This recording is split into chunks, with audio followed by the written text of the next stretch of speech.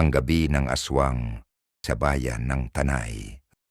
May isang matandang bahay na matagal nang pinagmumula ng takot, ang bahay ni Don Antonio. Isa itong lumang bahay na dating tahanan ng isang mayamang pamilya.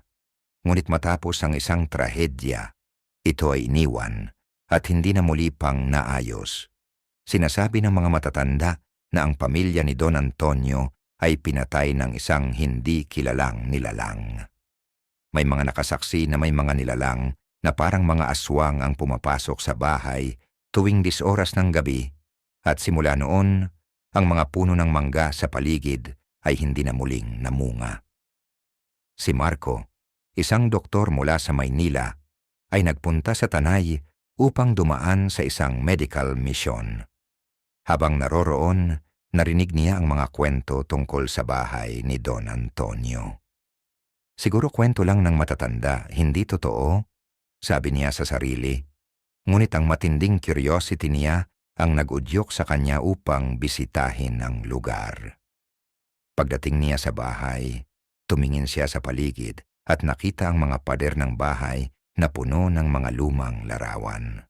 Nang pumasok siya sa loob, nakita niyang may mga pira-pirasong gamit na nakakalat, mga lamesa, mga lumang sapatos, at mga kasangkapan na hindi pa inaasikaso.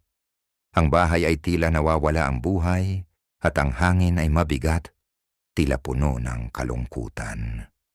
Nang dumaan siya sa isang madilim na silid, may narinig siyang kakaibang tunog.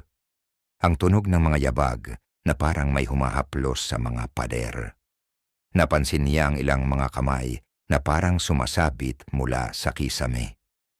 Paglingon niya, ang mga kamay ay agad na nawawala, ngunit ang malamig na hangin na pumutok ay nagbigay ng isang hindi maipaliwanag na takot sa kanya.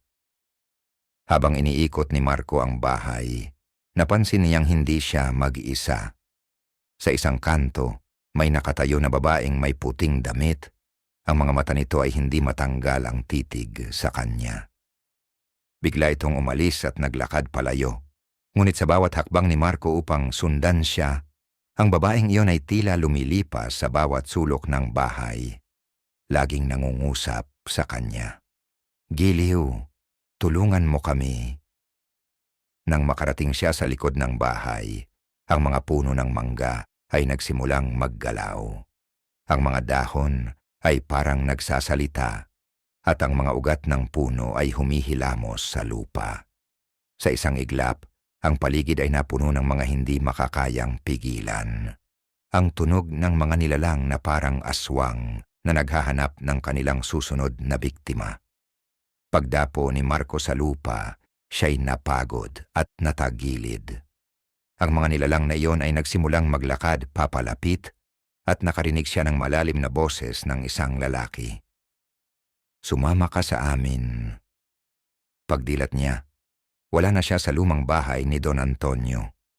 Ngunit simula noon, nararamdaman na ni Marco ang mga mata ng mga aswang na nakamasid sa kanya. At sa bawat gabi, naririnig niya ang mga yapak na malapit sa kanyang pintuan.